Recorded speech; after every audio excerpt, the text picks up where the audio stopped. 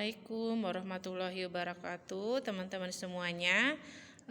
Hari ini Miss akan bahas mengenai materi yang melanjutkan kemarin ya, tentang masalah ekonomi dan cara mengatasinya, yaitu tentang kebutuhan manusia ya. PowerPoint-nya sudah saya kirim ya di Salwa sebelumnya. Kita sudah bahas materi sebelumnya juga mengenai kebutuhan manusia. Oke, kebutuhan manusia itu terdiri dari dua ya pilihannya teman-teman, yaitu yang terdiri dari kebutuhan dan keinginan. Maka dari itu kita ya sebagai pelaku ekonomi harus punya pilihan ya dalam bertindak, yaitu mana yang menjadi sebuah kebutuhan dan mana yang menjadi keinginan. Oke, apa itu kebutuhan? Hal dasar yang diperlukan manusia untuk memenuhi kebutuhan hidupnya. Contohnya makan, minum, ya, berpakaian, kemudian tempat tinggal. Nah, keinginan itu juga sama, kebutuhan yang dipengaruhi tapi oleh lingkungan atau prestis, ada kebanggaan untuk memenuhinya. Contohnya ada pendidikan, kedudukan sosial, kepentingan dan tujuannya. Oke, itu ya. Selanjutnya kita lihat macam-macam kebutuhan manusia. Yang pertama, kebutuhan manusia menurut intensitasnya, yaitu yang pertama ada kebutuhan primer, yang kedua sekunder, dan yang ketiga adalah tersier.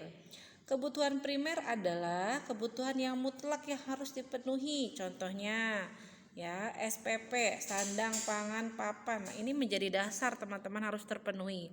Karena jika tidak terpenuhi, maka hidup seseorang tidak akan sejahtera. Yaitu menjadi dasar terlebih dahulu yang harus pertama dipenuhi. Yang kedua, itu ada kebutuhan sekunder. Kebutuhan yang timbul bersamaan dengan adanya perkembangan dan meningkatnya tingkatan peradaban manusia. Contohnya ada komputer, televisi, gitu kan ya, handphone dan sebagainya. Yang ketiga ada kebutuhan tersier. Nah, ini bersifat luks kebutuhannya teman-teman atau mewah. Contohnya kebutuhan akan perhiasan, berlian, contohnya mobil mewah dan telepon seluler tapi yang sudah tahap mewah. Miss, kalau HP atau telepon seluler bisa primer, bisa sekunder atau tersier ya? Betul teman-teman. Sekunder itu apabila memang lebih mengutamakan kebutuhannya saja.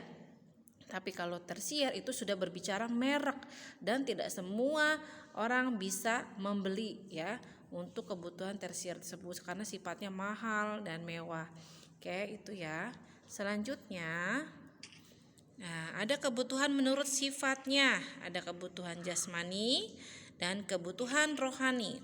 Kebutuhan jasmani, kebutuhan yang berhubungan dengan keadaan jasmani atau fisik. Contohnya, nah kita tuh perlu juga ya teman-teman untuk berolahraga, berekreasi. Nah, itu mementingkan untuk jasmani kita supaya sehat. Kalau rohani, ini pun diatur dalam ekonomi ternyata ya, kebutuhan rohani itu kebutuhan yang memberikan ya ketenangan ya kepada jiwa kita ya, kebutuhan spiritual yang merupakan memang menjadi sebuah kebutuhan bagi jiwa kita. Contohnya mendengarkan ceramah, melakukan ibadah ya, seperti itu adalah yang berkaitan dengan kebutuhan rohani. Masya Allah ya, kita dalam berekonomi aja diatur ya jasmani dan rohani kita.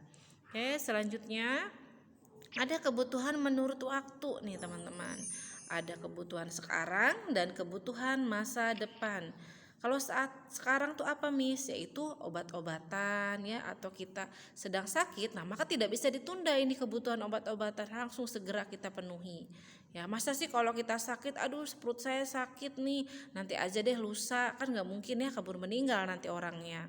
Contoh kita lapar, ya bisa teman-teman sudah merasa lapar nih, tubuh kita nih ya. Nah, itu tidak bisa dipending minggu depan aja lah. Nah, takutnya tidak bisa bertahan hidup. Jadi sesuatu yang harus saat ini pula dipenuhi ya, obat-obatan, lapar dan sebagainya. Kemudian ada kebutuhan masa depan. Masya Allah ya, di ekonomi kita pun diajarkan tidak hanya menemukan atau memenuhi kebutuhan saat ini, tapi kita harus jangka panjang teman-teman ya. Contoh, kalau kita punya uang, jangan kita habiskan untuk saat ini aja. Nah, kita sisihkan untuk tabungan, untuk asuransi, Nah, khawatir terjadi sesuatu, kita sudah punya backup ya, punya uang yang kita pegang untuk memenuhi kebutuhan yang pada saat itu urgent, nah harus kita penuhi. Ya, seperti itu teman-teman. Selanjutnya, kebutuhan menurut subjeknya ada kebutuhan material, benda, atau kebutuhan psikologis. Nah, kebutuhan material itu apa, Miss? Kebutuhannya bisa diraba. Contoh HP atau gawai yang sering kalian pegang, ya, buku, sepeda, dan tempat tinggal. Nah, selanjutnya kebutuhan psikologis itu tidak terlihat tapi kita dapat merasakan, teman-teman. Contohnya rekreasi, berdoa ya, dan kita juga berteman, itu kan psikologis juga. Nah, itu tuh perlu ya. Nah, di sini teman-teman harus terpenuhi juga. Jadi kalau ada orang yang introvert ya, sendiri aja, itu hati-hati. Kenapa? Karena psikologisnya manusia itu kan membutuhkan manusia yang lainnya. Nah, bersosial itu juga akan mempengaruhi psikologis kita. Kalau kita bisa berteman, kita bisa membuka diri buat yang lain gitu, itu memberi kebahagiaan. Rasa bahagia itu penting untuk diri kita, teman-teman. Nah, di ekonomi pun kita diajarkan yang namanya kebutuhan psikologis. Kalau kita lagi dalam keadaan sedih, ya berdoa kepada Tuhan kita ya, supaya diberikan ketenangan. Karena yang memberikan ketenangan memang pasti ya, hanya Allah yang bisa memberikan ketenangan, tapi kita berusaha terlebih dahulu. Masya Allah ya, seperti itu. Kebutuhan menurut subjeknya ada kebutuhan individu, ada kebutuhan masyarakat. Kebutuhan individu, kebutuhan yang dapat dilihat dari segi orang yang membutuhkan. Contohnya, kebutuhan laki-laki berbeda dengan kebutuhan hidup perempuan ya. Ya, dari berpakaian saja sudah terlihat, teman-teman ya, kebutuhan individu ini. Kalau perempuan itu membutuhkan kerudung atau jilbab ya, kemudian membutuhkan roknya yang lebih panjang, bajunya yang panjang, membutuhkan kaos kaki. Sedangkan laki-laki mungkin hanya kaos dan celana atau kemeja dengan celana itu. Kemudian ada kebutuhan masyarakat. Nah, ini kebutuhan bermasyarakat ini adalah kebutuhan yang dimana kita bisa menggunakan bersama-sama. Contohnya telepon umum, jalanan umum, tempat beribadah, tempat sekolah. Nah, itu kebutuhan yang digunakan bersama-sama, kebutuhan masyarakat. Paham ya? Oke, teman-teman, karakter cornernya apa saja yang sudah kita dapat dari materi hari ini? Faktor-faktor yang mempengaruhi kebutuhan di sini dilihat ya. Nah, jadi kenapa kita memiliki kebutuhan yang berbeda-beda? Pertama, alam. Kita tropis ya. Kalau di luar sana ada, di negara yang lain ada yang keadaan alamnya berbeda-beda. Contohnya ada musim dingin, ada musim semi, ada musim panas. Maka mereka menggunakan pakaian pun berbeda-beda tergantung setiap musimnya. Nah, kalau kita hanya terdiri dari musim panas dan musim hujan. Oke, yang kedua pendidikan pun sama. Kalau kita sekolah ya, kita kuliah, kita mempunyai kebutuhan tersendiri yang kita butuhkan di dalam sebuah instansi pendidikan. Yang bagi seorang siswa dia harus membeli atau memerlukan sepatu, kemudian memiliki tas ya, memiliki misalnya alat-alat belajar yang lainnya. Agama pun sama, setiap agama memiliki kebutuhan masing-masing. Seperti agama Islam, maka ketika dia ke masjid, dia membawa sajadah, dia membawa mukena. Kalau agama Kristen, ya kebutuhannya pun berbeda. Ketika datang ke gereja mungkin hanya berpenampilan menarik yang sopan seperti itu. Adat istiadat pun sama, ada kebutuhannya ya. Contoh ada yang namanya memperingati orang yang meninggal ya, di daerah Bali itu kan ada ngaben ya gitu. Nah, itu ada tradisi-tradisi yang digunakan dan itu kebutuhannya pun ada tambahan-tambahan yang harus disediakan untuk upacara tersebut. Nah, ada peradaban. Peradaban itu berarti zaman yang terjadi pada saat ini itu menuntut kita atau membutuhkan kita tersendiri untuk mempersiapkan. Contohnya ya, yang dulu mah tidak terlalu butuh yang namanya handphone. Sekarang karena zamannya sudah canggih, kita kemana-mana bawa gawai, bawa handphone ya, karena teknologi apapun gitu kan ya, sekarang kita harus belajar menguasai karena semua informasi ada di sana gitu dan sebagainya. Paham ya?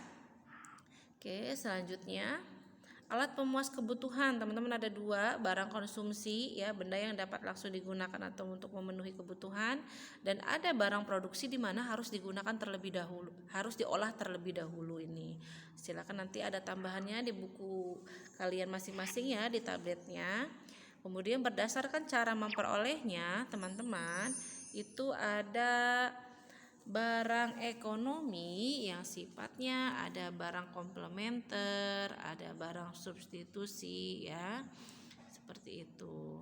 Ini coba kita lihat. Ini barang ekonomi adalah barang yang untuk memperolehnya diperlukan pengorbanan baik waktu, biaya gitu kan, atau tenaga. Ini barang ekonomi. Yang kedua barang bebas. Berarti kalau teman-teman barang ekonomi itu kalau kita mau makan ya, kita harus mengolah dulu, mencari dulu gitu kan ya, membutuhkan biaya. Nah, kalau barang bebas itu kita dapat menikmatinya, tapi itu butuh untuk tubuh kita. Contohnya udara, sinar matahari, ya. Kemudian air di pegunungan. Kalau air yang ada di perumahan bagaimana? Nah, itu termasuk barang ekonomi karena kita harus beli. Tapi kalau di pegunungan air banyak ya. Termasuk air minum pun kalau di daerah gunung mungkin tidak perlu membeli ya, tapi sudah bersih dan bisa langsung siap minum. Tapi kalau di kota kita harus beli. Nah, itu barang ekonomi. Bedanya tergantung tempat juga ya. Kemudian ada barang elit. Nah, apa elit itu? Barang yang jika tersedia dalam jumlah berlebihan dapat merugikan, bahkan membahayakan manusia. Contohnya api, kalau di sini gambarnya ya. Barang elit itu, api itu kalau apinya besar itu sangat merugikan, banyak orang khawatir ya. Api yang tadinya kecil menjadi besar, khawatir misalnya membakar hutan gitu kan ya, khawatir terjadi kebakaran. Nah, seperti itu teman-teman ya. Selanjutnya ada cara berdasarkan hubungannya dengan barang lain. Nah, ini yang tadi singgung sebentar ya di awal. Jadi ada barang substitusi. Apa itu barang substitusi, Miss? Barang yang fungsinya dapat menggantikan fungsi barang lain, ya. Nah, coba lihat di sini ada barang komplementer, ya ada barang substitusi. Kalau barang tadi substitusi berarti menggantikan ya. Contoh teman-teman, kalau tidak ada pulpen bisa menulis dengan menggunakan pensil gitu ya. Nah, kalau tidak ada teh, teman-teman bisa diganti dengan kopi. Nah, tapi ada barang komplementer tuh yang lengkap. Kalau kita misalnya beli motor, teman-teman harus jangan lupa mengisi bensinnya. Maka motor dan bensin itu menjadi komplementer. Karena salah satunya kalau tidak ada itu tidak dapat digunakan. Oke? Itu barang komplementer. Kalau barang substitusi masih barang pengganti ya. Kalau tidak ada barang X bisa diganti dengan barang yang lainnya.